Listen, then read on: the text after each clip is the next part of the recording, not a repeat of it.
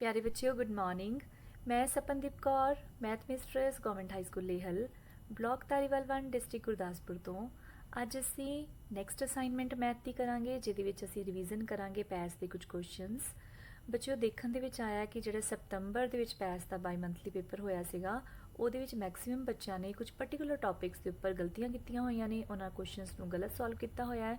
ਅੱਜ ਅਸੀਂ ਇਸ ਅਸਾਈਨਮੈਂਟ ਦੇ ਅੰਦਰ ਕੁਝ ਪਾਰਟਿਕੂਲਰ ਟੌਪਿਕਸ ਲੈ ਕੇ ਹੀ ਡਿਸਕਸ ਕਰਾਂਗੇ ਤੇ ਉਹਨਾਂ ਦੇ ਉੱਪਰ ਕੁਐਸਚਨਸ ਨੂੰ ਸੋਲਵ ਕਰਾਂਗੇ। ਇਹ ਅਸਾਈਨਮੈਂਟਸ ਪੜ੍ਹੋ ਪੰਜਾਬ ਪੜ੍ਹਾਓ ਪੰਜਾਬ ਮੈਥਸ ਟੀਮ ਗੁਰਦਾਸਪੁਰ ਵੱਲੋਂ ਤਿਆਰ ਕੀਤੀਆਂ ਜਾ ਰਹੀਆਂ ਹਨ। ਅਸਾਈਨਮੈਂਟ ਦਾ ਸਾਡਾ ਨੰਬਰ ਹੈ 176 ਔਰ ਕਲਾਸ ਹੈ 9ਵੀਂ। ਪਹਿਲਾ ਕੁਐਸਚਨ ਹੈ, ਜੇਕਰ ਕਿਸੇ ਤ੍ਰਿਭੁਜ ਦੀਆਂ ਦੋ ਭੁਜਾਵਾਂ ਦੀ ਲੰਬਾਈ 5 ਸੈਂਟੀਮੀਟਰ ਅਤੇ 1.5 ਸੈਂਟੀਮੀਟਰ ਹੋਵੇ ਤਾਂ ਤੀਸਰੀ ਭੁਜਾ ਦੀ ਲੰਬਾਈ ਹੇਠ ਲਿਖਿਆਂ ਵਿੱਚੋਂ ਕਿਹੜੀ ਨਹੀਂ ਹੋ ਸਕਦੀ। ਬੱਚਿਓ ਟਰਾਇੰਗਲਸ ਦੇ ਵਿੱਚ ਇਨਇਕੁਐਲਿਟੀ ਥਿਊਰਮ ਹੁੰਦੀ ਹੈ ਕਿ ਉਹਦੇ ਵਿੱਚ ਟਰਾਇੰਗਲਸ ਦੀਆਂ ਜਿਹੜੀਆਂ ਭੁਜਾਵਾਂ ਨੇ ਉਹਨਾਂ ਦੀ ਲੈਂਥ ਕਿੰਨੀ ਹੋ ਸਕਦੀ ਹੈ ਔਰ ਕਿੰਨੀ ਨਹੀਂ ਹੋ ਸਕਦੀ। ਆਓ ਅਸੀਂ ਪਹਿਲੇ ਸਮਝਦੇ ਹਾਂ। The sum of two sides in any triangle is greater than the third side। ਕਿਸੇ ਵੀ ਤ੍ਰਿਭੁਜ ਦੇ ਵਿੱਚ ਦੋ ਭੁਜਾਵਾਂ ਦਾ ਜੋੜ ਤੀਸਰੀ ਭੁਜਾ ਦੇ ਨਾਲੋਂ ਵੱਡਾ ਹੁੰਦਾ ਹੈ।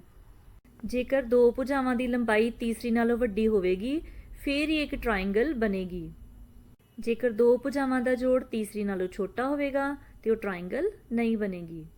ਇਸ ਲਈ ਟਰਾਇੰਗਲ ਦੇ ਵਾਸਤੇ ਚਾਹੀਦਾ ਹੈ ਕਿ ਦੋ ਜਿਹੜੀਆਂ ਭੁਜਾਵਾਂ ਨੇ ਉਹਨਾਂ ਦਾ ਜੋੜ ਤੀਸਰੀ ਨਾਲੋਂ ਵੱਡਾ ਹੋਵੇ। ਇਸੇ ਕਨਸੈਪਟ ਨੂੰ ਹੁਣ ਅਸੀਂ ਇੱਥੇ ਯੂਜ਼ ਕਰਾਂਗੇ। ਦੋ ਸਾਈਡ ਸਾਨੂੰ ਦਿੱਤੀਆਂ ਨੇ, ਇੱਕ 5 ਦਿੱਤੀ ਹੈ, ਇੱਕ 1.5 ਦਿੱਤੀ ਹੈ। ਤੀਸਰੀ ਅਸੀਂ ਵਾਰੀ ਸਾਰੀਆਂ ਫਿਲ ਕਰਕੇ ਦੇਖ ਲੈਂਦੇ ਹਾਂ। ਪਹਿਲੇ ਅਸੀਂ ਫਿਲ ਕਰ ਲੈਂਦੇ ਹਾਂ 3.6। ਹੁਣ ਇਹਨਾਂ ਤਿੰਨਾਂ ਦੇ ਵਿੱਚੋਂ ਲੱਭੋ ਛੋਟੀਆਂ ਦੋ ਕਿਹੜੀਆਂ ਨੇ। ਆ ਹੋ ਗਈਆਂ ਦੋ ਛੋਟੀਆਂ ਸਾਡੇ ਕੋਲ, ਇਹਨਾਂ ਦੋਨਾਂ ਨੂੰ ਪਲੱਸ ਕਰਕੇ ਦੇਖ ਲੈਂਦੇ ਹਾਂ। ਦੋਨਾਂ ਨੂੰ ਪਲੱਸ ਕੀਤਾ ਸਾਡੇ ਕੋਲ ਆਨਸਰ ਆ ਗਿਆ 5.1 ਵਿਚ ਇਜ਼ ਗ੍ਰੇਟਰ ਦੈਨ 5 ਹੈਗੀ ਸਾਡੇ ਕੋਲ ਤੀਸਰੀ ਭੁਜਾ ਕਿ ਦੋ ਭੁਜਾਵਾਂ ਨੂੰ ਜੋੜ ਕੀਤਾ ਤੀਸਰੀ ਨਾਲੋਂ ਵੱਡੀ ਆ ਗਈ। ਇਹਦਾ ਮਤਲਬ ਪਹਿਲੀ ਜਿਹੜੀ ਆਪਸ਼ਨ ਹੈਗੀ ਹੈ ਉਹ ਤੇ ਭੁਜਾ ਹੋ ਸਕਦੀ ਹੈ। ਅਸੀਂ ਪਹਿਚਾਨ ਕਰਨੀ ਹੈ ਕਿਹੜੀ ਨਹੀਂ ਹੋ ਸਕਦੀ। ਹੁਣ ਅਸੀਂ ਦੂਸਰੀ ਆਪਸ਼ਨ ਚੈੱਕ ਕਰ ਲੈਂਦੇ ਹਾਂ। 5 ਤੇ 1.5 ਸਾਨੂੰ ਭੁਜਾਵਾਂ ਦਿੱਤੀਆਂ ਸੀਗੀਆਂ, ਤੀਸਰੀ ਅਸੀਂ 4.1 ਫਿਲ ਕਰਕੇ ਦੇਖ ਲੈਂਦੇ ਹਾਂ। ਹੁਣ ਇਹਨਾਂ ਦੇ ਵਿੱਚੋਂ ਦੋ ਛੋਟੀਆਂ ਕਿਹੜੀਆਂ ਨੇ, ਇਹ ਦੋਨੋਂ ਦੋ ਛੋਟੀਆਂ ਭੁਜਾਵਾਂ ਨੇ। ਦੋਨਾਂ ਨੂੰ ਪਲੱਸ ਕੀਤਾ ਸਾਡੇ ਕੋਲ ਆਨਸਰ ਆ ਗਿਆ 5.6 ਵਿਚ ਇਜ਼ ਅਗੇਨ ਗ੍ਰੇਟਰ ਦੈਨ 5। ਇਹਦਾ ਮਤਲਬ 4.1 ਵੀ ਜਿਹੜੀ ਆਪਸ਼ਨ ਹੋ ਸਕਦੀ ਹੈ। ਨੈਕਸਟ ਅਸੀਂ ਦੇਖ ਲੈਂਦੇ ਹਾਂ 5 1.5 ਤੀਸਰੀ ਸਾਈਡ ਹੈ ਸਾਡੀ 3.8 ਅਗਰ ਅਸੀਂ ਲਈਏ। ਹੁਣ ਦੋ ਛੋਟੀਆਂ ਸਾਈਡ ਹੈ ਦੋਨੋਂ ਵਾਲੀਆਂ, ਦੋਨਾਂ ਨੂੰ ਪਲੱਸ ਕਰਕੇ ਦੇਖ ਲੈਂਦੇ ਹਾਂ। ਇਹ ਆ ਗਿਆ ਸਾਡੇ ਕੋਲ 5.3 ਵਿਚ ਇਜ਼ ਅਗੇਨ ਗ੍ਰੇਟਰ ਦੈਨ 5। ਇਹਦਾ ਮਤਲਬ ਸੀ ਆਪਸ਼ਨ ਵੀ ਸਾਈਡ ਹੋ ਸਕਦੀ ਹੈ। ਹੁਣ ਡੀ ਚੈੱਕ ਕਰਕੇ ਦੇਖੋ, ਇੱਕ ਸੀਗੀ ਸਾਡੇ ਕੋਲ 5 ਤੇ 1.5 ਤੇ ਹੁਣ ਤੀਸਰੀ ਅਸੀਂ ਜੇ ਫਿਲ ਕਰੀਏ 6.9। ਇਹਨਾਂ ਦੇ ਵਿੱਚੋਂ ਹੁਣ ਅਸੀਂ ਲੱਭਣੀ ਹੈ ਕਿ ਦੋ ਛੋਟੀਆਂ ਕਿਹੜੀਆਂ ਨੇ।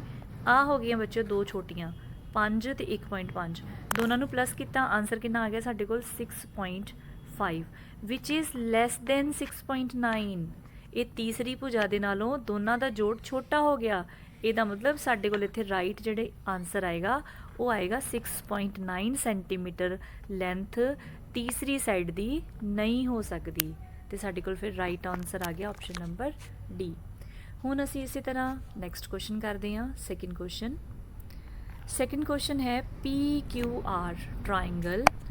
PQR ਵਿੱਚ ਜੇਕਰ Q ਐਂਗਲ 90 ਡਿਗਰੀ ਹੈ ਤਾਂ PQ ਸਭ ਤੋਂ ਲੰਬੀ ਭੁਜਾ ਹੈ, QR ਸਭ ਤੋਂ ਲੰਬੀ ਭੁਜਾ ਹੈ, PR ਸਭ ਤੋਂ ਲੰਬੀ ਭੁਜਾ ਹੈ ਜਾਂ ਇਹਨਾਂ ਵਿੱਚੋਂ ਕੋਈ ਨਹੀਂ। ਮਤਲਬ ਸਾਨੂੰ ਅਗਰ ਐਂਗਲ ਦਿੱਤਾ ਆ ਤੇ ਭੁਜਾ ਵੱਡੀ ਛੋਟੀ ਲੱਭਣੀ ਹੋਵੇ ਤੇ ਉਸ ਟਾਈਮ ਤੇ ਬੱਚਿਓ ਅਸੀਂ ਇੱਕ ਕਨਸੈਪਟ ਤੁਸੀਂ ਯਾਦ ਰੱਖਣਾ ਹੈ ਕਿ ਜੇ ਕਿਸੇ ਟਰਾਇੰਗਲ ਦੇ ਵਿੱਚ ਸਮੋਲਰ ਐਂਗਲ ਹੈ, ਛੋਟਾ ਐਂਗਲ ਹੈਗਾ ਤੇ ਉਹਦੇ ਬਿਲਕੁਲ ਜਿਹੜੀ ਆਪੋਜ਼ਿਟ ਸਾਈਡ ਹੋਵੇਗੀ ਉਹ ਵੀ ਫਿਰ ਸਮੋਲਰ ਹੋਵੇਗੀ। ਤੇ ਜੇ ਕਿਸੇ ਟਰਾਇੰਗਲ ਦੇ ਵਿੱਚ ਜਾਂ ਜਿਹਦੇ ਉਸ ਟਰਾਇੰਗਲ ਦੇ ਵਿੱਚ ਸਭ ਤੋਂ ਵੱਡਾ ਕੋਣ ਹੈ, ਸਭ ਤੋਂ ਵੱਡਾ ਐਂਗਲ ਹੈ, ਉਹਦੀ ਆਪੋਜ਼ਿਟ ਜਿਹੜੀ ਸਾਈਡ ਹੈ ਉਹ ਲਾਰਜਰ ਹੋਏਗੀ। ਛੋਟੇ ਕੋਣ ਦੇ ਸਾਹਮਣੇ ਵਾਲੀ ਭੁਜਾ ਛੋਟੀ ਤੇ ਵੱਡੇ ਕੋਣ ਦੇ ਸਾਹਮਣੇ ਵਾਲੀ ਭੁਜਾ ਵੱਡੀ। ਇਹ ਤੁਸੀਂ ਯਾਦ ਰੱਖਣਾ ਹੈ। ਹੁਣ ਅਸੀਂ ਇਹਨੂੰ ਆਪਣੇ ਕੁਐਸਚਨ ਦੇ ਵਿੱਚ ਯੂਜ਼ ਕਰਦੇ ਹਾਂ ਇਸ ਲਾਈਨ ਨੂੰ ਕਿ ਸਾਡੇ ਕੋਲ ਟਰਾਇੰਗਲ ਸੀਗੀ PQR ਰਾਈਟ ਐਂਗਲ ਟਰਾਇੰਗਲ ਬਣਾ ਰਹੀ ਹਾਂ ਮੈਂ। ਕਿਉਂ ਬਣਾ ਰਹੀ ਹਾਂ? ਕਿਉਂਕਿ ਇੱਥੇ Q ਦੀ ਵੈਲਿਊ ਕਿੰਨੀ ਹੈ 90 ਡਿਗਰੀ ਔਰ Q ਅਸੀਂ ਬਣਾ ਲੈਣਾ ਇਸ ਪੁਆਇੰਟ ਤੇ। ਦੋ ਪੁਆਇੰਟ ਸਾਡੇ ਕੋਲ ਬਚ ਗਏ, ਇੱਕ ਦਾ ਨਾਮ P ਦੂਸਰੇ ਦਾ ਨਾਮ R। ਹੁਣ ਇੱਥੇ ਸਾਡੇ ਕੋਲ 90 ਡਿਗਰੀ ਹੈ और राइट एंगल ट्राइंगल दे विच 90 डिग्री का एंगल जिहड़ा वो सब तो ग्रेटैसट हुंदा है, सब तो वड्डा हुंदा है। इस करके वड्डे कोण दे बिल्कुल सामने किहड़ी भुजा आ रही है, सामने ओपोजिट साइड किहड़ी आ रही है, PR साइड आ रही है। तो PR देखो कित्थे लिखिया होया, C ऑप्शन दे विच है, PR सब तो लंबी भुजा है। तो राइट आंसर साडा होएगा ऑप्शन नंबर C। हुण असीं थर्ड क्वेश्चन करदे हां। क्वेश्चन नंबर थर्ड, अपरिमेय संख्यावां दा दशमलव विस्तार किवें दा हुंदा है। बच्चों असीं फर्स्ट लैसन दे विच असीं रैशनल नंबर्स ते इरैशनल नंबर्स दे बारे गल कीती सीगी। रैशनल मतलब परिमेय संख्यावां, जिहदे विच ਜਿਹੜੀਆਂ ਸੰਖਿਆਵਾਂ P/Q ਫਾਰਮ ਦੇ ਵਿੱਚ ਹੁੰਦੀਆਂ ਨੇ ਔਰ ਉਹਨਾਂ ਦੀ ਵੈਲਿਊ ਜਿੱਥੇ Q ਜਿਹੜਾ ਉਹ 0 ਨਾ ਹੋਵੇ। ਇਰੈਸ਼ਨਲ ਨੰਬਰ अपरिमेय ਸੰਖਿਆਵਾਂ ਜਿਨ੍ਹਾਂ ਨੂੰ ਅਸੀਂ P/Q ਫਾਰਮ ਦੇ ਵਿੱਚ ਨਹੀਂ ਲਿਖ ਸਕਦੇ, ਇਹ ਅੰਡਰ ਰੂਟ ਦੀਆਂ ਫਾਰਮ ਦੇ ਵਿੱਚ ਹੁੰਦੀਆਂ ਨੇ ਜਾਂ ਪਾਈ ਹੁੰਦਾ ਹੈ। ਇਸ ਤੋਂ ਇਲਾਵਾ ਕੁਝ ਅਸੀਂ ਐਕਸਰਸਾਈਜ਼ 1.3 ਦੇ ਵਿੱਚ ਬੱਚਿਓ ਕੁਝ ਕੁਐਸਚਨਸ ਕੀਤੇ ਸੀਗੇ ਜਿਹਦੇ ਵਿੱਚ अपरिमेय ਸੰਖਿਆਵਾਂ ਨੂੰ P/Q ਫਾਰਮ ਦੇ ਵਿੱਚ ਲਿਖਿਆ ਹੋਇਆ ਸੀਗਾ। ਉਸ ਟਾਈਮ ਤੇ ਫਿਰ ਅਸੀਂ ਇਹਨਾਂ ਨੂੰ ਸਮਝਦੇ ਹਾਂ ਦਸ਼ਮਲਵ ਵਿਸਥਾਰ ਦੇ ਬਾਰੇ ਕਿ ਇਹਨਾਂ ਦਾ ਡੈਸੀਮਲ ਐਕਸਪੈਂਸ਼ਨ ਕਿਵੇਂ ਦਾ ਹੁੰਦਾ ਹੈ। ਪਰਿਮੇय ਜਿਹੜੀਆਂ ਸੰਖਿਆਵਾਂ ਹੁੰਦੀਆਂ ਨੇ, ਰੈਸ਼ਨਲ ਨੰਬਰ ਜਿਹੜੇ ਹੁੰਦੇ ਨੇ, ਉਹਨਾਂ ਦਾ ਜਿਹੜਾ ਡੈਸੀਮਲ ਐਕਸਪੈਂਸ਼ਨ ਹੁੰਦਾ ਬੱਚੋ ਇਸ ਤਰ੍ਹਾਂ ਦਾ ਹੁੰਦਾ। ਦੇਖੋ ਰੈਸ਼ਨਲ ਨੰਬਰਸ, ਇਹਦਾ ਜਿਹੜਾ ਡੈਸੀਮਲ ਐਕਸਪੈਂਸ਼ਨ ਆਏਗਾ ਦਸ਼ਮਲਵ ਵਿਸਥਾਰ ਉਹ ਇਸ ਤਰ੍ਹਾਂ ਦਾ ਆਏਗਾ, ਸ਼ਾਂਤ ਦਸ਼ਮਲਵ।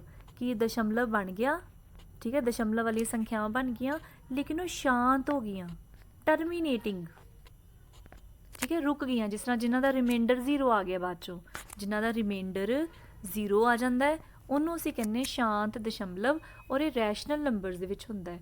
ਉਸ ਤੋਂ ਇਲਾਵਾ ਰੈਸ਼ਨਲ ਨੰਬਰਸ ਦੇ ਵਿੱਚ ਕੁਝ ਰਿਪੀਟਿੰਗ ਟਰਮਸ ਵੀ ਹੁੰਦੀਆਂ ਨੇ। ਆ ਦੇਖੋ, ਜੇ ਕਈ ਵਾਰੀ ਰਿਮਾਈਂਡਰ 0 ਨਾ ਬਚੇ ਤੇ ਬਾਰ-ਬਾਰ ਇੱਕੋ ਟਰਮ ਰਿਪੀਟ ਹੋ ਰਹੀ ਹੈ, ਜਿਸ ਤਰ੍ਹਾਂ 2.555555 ਇਹਨੂੰ ਅਸੀਂ ਲਿਖ ਦਿੰਦੇ ਹਾਂ 2.5 ਬਾਰ।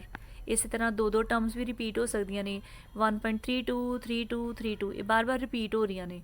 ਇਹ ਵੀ ਸਾਡੇ ਕੋਲ ਰੈਸ਼ਨਲ ਨੰਬਰਸ ਦੇ ਵਿੱਚ ਅਸੀਂ ਇਹਨੂੰ ਐਕਸਪੈਂਸ਼ਨ ਮੰਨਦੇ ਹਾਂ ਦਸ਼ਮਲਵ ਵਿਸਥਾਰ ਇਹਦਾ, ਕਿ ਜਾਂ ਤੇ ਸ਼ਾਂਤ ਦਸ਼ਮਲਵ ਹੋਵੇ ਜਾਂ ਅਸ਼ਾਂਤ ਵੀ ਹੋ ਸਕਦਾ ਹੈ, ਲੇਕਿਨ ਅਸ਼ਾਂਤ ਆਵਰਤੀ, ਇਹਦੇ ਵਿੱਚ ਵਰਡ ਇੱਕ ਯੂਜ਼ ਕਰਦੇ ਆਪਾਂ ਰਿਪੀਟਿੰਗ ਵਰਡ ਜਾਂ ਆਵਰਤੀ। ਆਵਰਤੀ ਦਾ ਮਤਲਬ ਇਹੀ ਹੈ ਕਿ ਰਿਪੀਟ ਹੋ ਰਹੇ ਬਾਰ-ਬਾਰ, ਇੱਕੋ ਡਿਜਿਟ ਜਿਹੜਾ ਬਾਰ-ਬਾਰ ਜਾਂ ਦੋ ਡਿਜਿਟ ਰਿਪੀਟ ਹੋ ਰਹੇ ਨੇ। ਇਹ ਹੁੰਦਾ ਰੈਸ਼ਨਲ ਨੰਬਰ ਦਾ ਡੈਸੀਮਲ ਐਕਸਪੈਂਸ਼ਨ। ਹੁਣ ਅਗਰ ਅਸੀਂ ਗੱਲ ਕਰੀਏ ਇਰੈਸ਼ਨਲ ਨੰਬਰਸ ਦੀ, ਤੇ ਇਰੈਸ਼ਨਲ ਨੰਬਰ ਦੇ ਵਿੱਚ ਕੀ ਹੋਏਗਾ, ਇਹਨਾਂ ਦੇ ਜਦੋਂ ਡੈਸੀਮਲ ਐਕਸਪੈਂਸ਼ਨ ਹੁੰਦਾ ਹੈ ਉਹ ਨੌਨ ਟਰਮੀਨੇਟਿੰਗ ਤੇ ਨੌਨ ਰਿਪੀਟਿੰਗ ਹੁੰਦਾ ਹੈ, ਅਸ਼ਾਂਤ ਵੀ ਹੁੰਦਾ ਹੈ ਤੇ ਅਨਆਵਰਤੀ, ਕਿ ਬਾਰ-ਬਾਰ ਇੱਕੋ ਡਿਜਿਟ ਨੇ ਰਿਪੀਟ ਨਹੀਂ ਹੋਣਾ।